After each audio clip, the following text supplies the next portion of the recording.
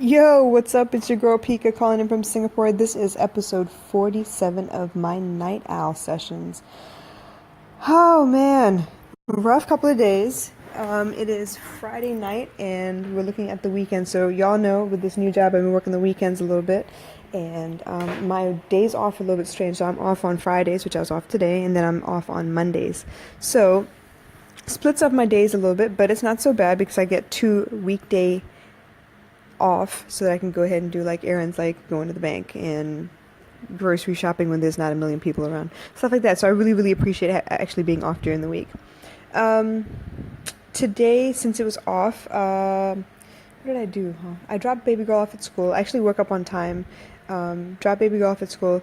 Actually, I didn't sleep again last night. I think I finally went to bed at like 4:30 or something. I was doing laundry at 4 o'clock. That's how ridiculous I am. So I hung everything out to dry this morning at 4:30. So then when I woke up at 7, everything was pretty much dry. And made breakfast, got her to school, came back home. I bought groceries on the way back home. Came back home and I started cooking. So usually when I'm in the house, baby girl is normally with me and she's watching TV on the big TV in the living room, and I have like music playing on my laptop in the kitchen. But today, since baby girl wasn't here and I didn't really feel much like singing, unfortunately, I put a movie on in the kitchen, which was kind of cool too. So it's a little bit different because I do really like to pay attention to all the details, the scenes, the dialogue, and everything. But when you're cooking, you kind of have to watch where the knife is going so you don't cut your fingers. So it was a little bit different. I didn't get to notice everything like I usually do, but I still, it still got the job done. It was ambient noise, for lack of a better term, something to keep me busy, something to keep me feeling like, I'm not the only person in the house by myself. So that was kind of cool. I watched the last night, I think it was. Yeah, the last night.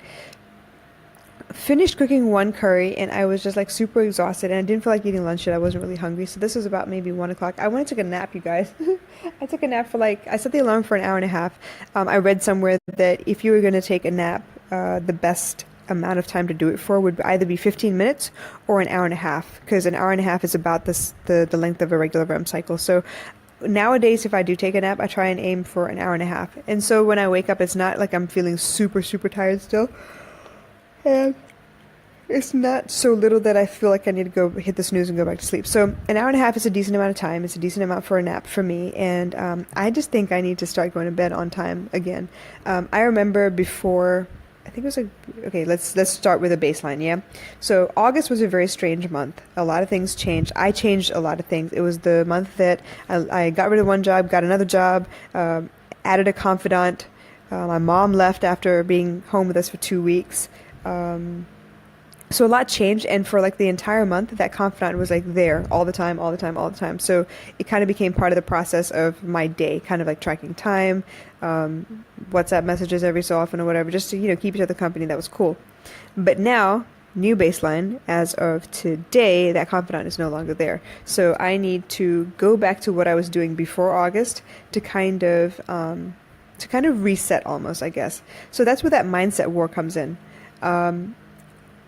There are times where I feel like, damn, I really let this person down. Maybe that's why they cut me off. That's why I don't hear from them anymore. And maybe that's justified and maybe that's not. But on the other hand, when I think about it and I'm like, well, I didn't actually do anything wrong, and I'm pissed that they actually would have the nerve to cut me off after as much communication as we had. And then I'm wondering, like, why don't I block them completely from my life? Why don't I get rid of every trace of them? Why don't I just shut down and not talk to anyone anymore? So the mindset war is real for me, especially when it's emotional like this. I tend to go flip-flop from one extreme to the other, which isn't healthy. I know that for a fact. I mean, I coach all of you to keep a positive mindset, to keep upbeat about things so that you don't attract more negative stuff. And here I am. I'm telling you right now, I am human. It is not easy. I don't like it, but I do flip-flop a lot, and I tend to miss the point of changing my mindset and grabbing onto the first positive thing that I can find so that I can actually feel better and get on with my life. So I've been talking, when I get flip-floppy like this, I tend to rally my troops. So right now my troops consist of Vanessa out in Canada, Mia out in China, my aunt who lives in Texas, and yes, she's okay. They actually evacuated the house, and they were very, very blessed so that once the waters kind of receded a little bit and they were allowed to get back on their road, there was actually no water damage in the house. And she has 3 of her children out there as well. So out of her house where she lives with 1 child and the other 2 siblings, 2 out of the 3 were fine. There was no problems. But the other one had like a lot of damage. So unfortunately, they had to deal with that. But luckily for me, everyone is alive and well, and that's cool. So like I mentioned, Mia in China, Vanessa in Canada, my aunt in Texas, my brother in Sydney, and then my mom is in Kandy, actually, in Sri Lanka at the moment. So I rally these troops because I need to remember who I am. Because I'm so caught up in my feelings at the moment, because I'm so caught up in, what's going on or what happened and how it left me feeling, I'm unable sometimes to wrap my head around what I need to do next. And as much as I have good intentions to, well, I don't have to do this, and this now, so maybe I can concentrate on the blog, I can concentrate on fixing the website, stuff like that. I don't actually do it because I'm so stuck in my feelings. So this is where the troops come in, and they can actually take turns, beating me over the head with logic and stop being stupid and stop waiting around and stop being silly, so that they kind of get my ass back into gear. The other thing I really use is music. And right now I'm really attracted to the song No Frauds by Lil Wayne with, I think it's Nicki Minaj and Drake on there as well. So yeah, I am stuck in my feelings a little bit. And I know that there is a positive lining in everything. I know that before I met this person, I was really against trying to find someone. I was against trying to find a partner in life because I felt like it kind of detracts from who I am. I kind of realized that when I'm in a relationship, I kind of put everything that I want on a back burner and go full on to serve my partner. And as great and martyr-like as that might be, it's not the best thing for me because I tend to end up regretting what I'm doing, resenting who they are and how I've become. And a lot of times it's not what they want me to do, but I do it willingly because I love. That's how I love. So I'm in the process right now of realizing that, yes, I think I am ready for love. Yes, that's a beautiful India Arie song. I'm ready for love, but I don't think I'm right there where I can separate serving my partner with serving myself as far as building my business, making sure everything's taken care of. Yes, I will wake up every morning and make sure baby goes off to school on time, but outside of that, I'm really not that strong in getting back to my daily routine, if that makes any sense. So that's something that I need to work on. I feel like, I've told you before, things happen in your life over and over again. And you get the message. You understand what it is that you've done wrong or what the lesson is for that time period, so you can understand the lesson, pack it in, really make sure you understand it, and then that whole situation kind of goes away. So for me, I'm starting to realize that I think it's because I give so much of myself in any relationship that I tend to forget what it is that I should be doing for myself as well. So I think the lesson in this is to separate myself from whoever it is that I have in my life. Not separate, like keep at arm's length, but separate as in you have your stuff and I have my stuff. And never the twain shall meet.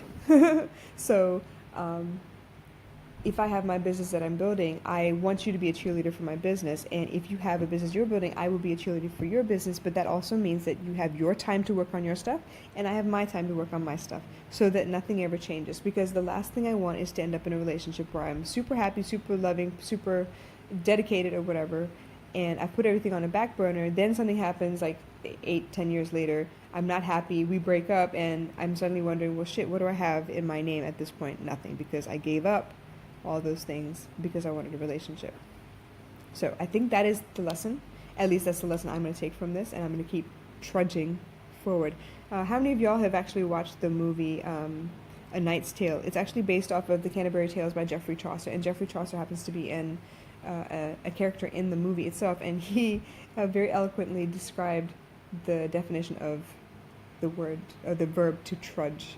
And he said, the long weary walk of a man who has nothing left in the world to gain. I think I may be misquoting, but I think it was just hilarious the way he said that. And right now I feel like that's what that's what I'm doing. There's no pep in my step right now because I'm so stuck in those feelings and I need to get out of them quick, fast, in a hurry.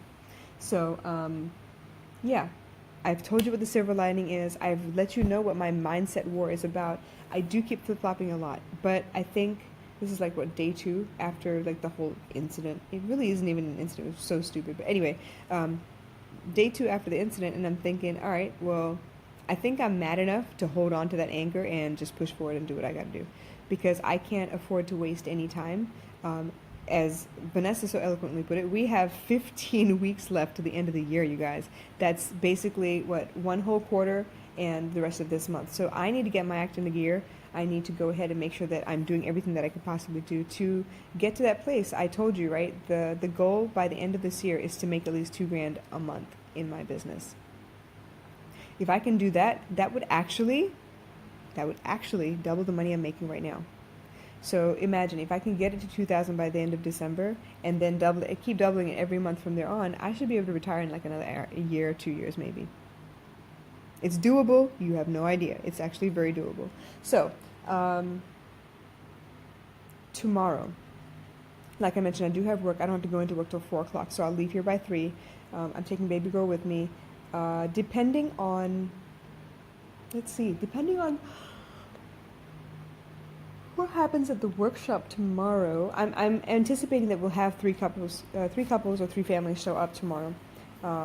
It should be a total of 5 children, because 2 of those families have 2 children in either P4 or P5, so that would be great. But having a bigger group than normal, lately we've only had like one-on-ones, but having a bigger group is good, because that means possibly we'll end up late with work. And then if we do end up late, I would like to drag baby girl down to Clark Key real quick so I can meet up with John and the boys down at the club, so I can go ahead and start pitching a part of my business that I'm getting ready to launch. So that launch will happen. I'm scared to put a date on it. That launch should happen by mid-month. Mid-month. Today is, shoot, that's next week. Okay, I could still do that. All right, so yeah, it's going to happen mid-month, and I will go ahead and make my first order of product and see if I can get it distributed throughout Singapore. So if I can get it sold out throughout Singapore, it will give me like money to put back into my business. So what I'm trying really hard not to do is use my credit card. I'm trying really hard not to start out in debt. I don't want to do anything that overextends me if I can help it.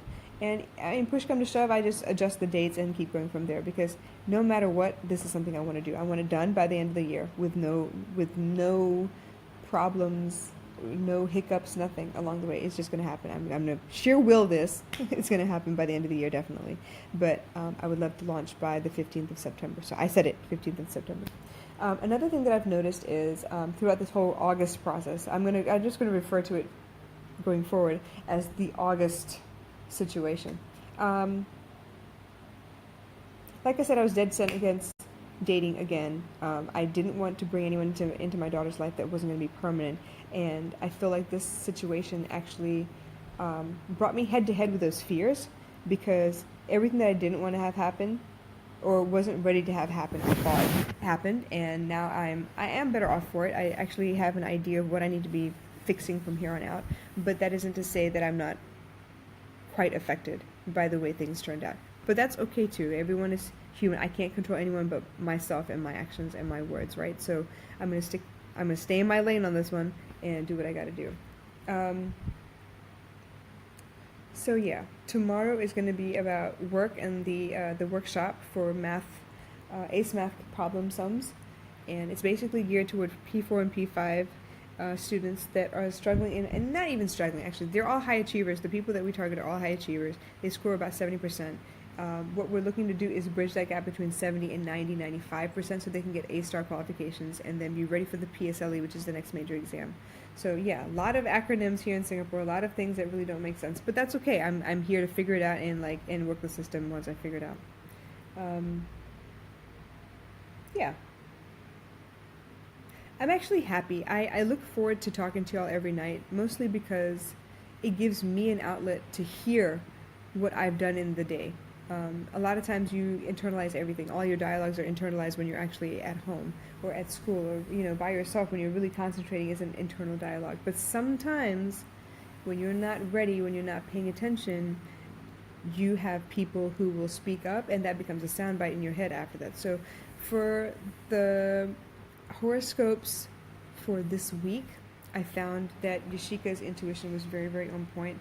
She was able to guide me and let me know that I'm meant to get mad. I'm meant to transform whatever energy that is confusing around me and make sure that it, hits the right people, is getting the right kind of traction. And I'm hoping that, the August situation will let me go ahead and continue managing them so that they can get a piece of this rare flower from, this rare energy that's going on, so we can go push each other forward.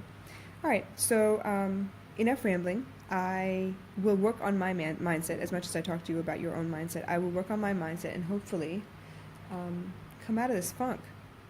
Tomorrow is a brand new day. I will catch you guys tomorrow. Y'all take care, okay? Thanks.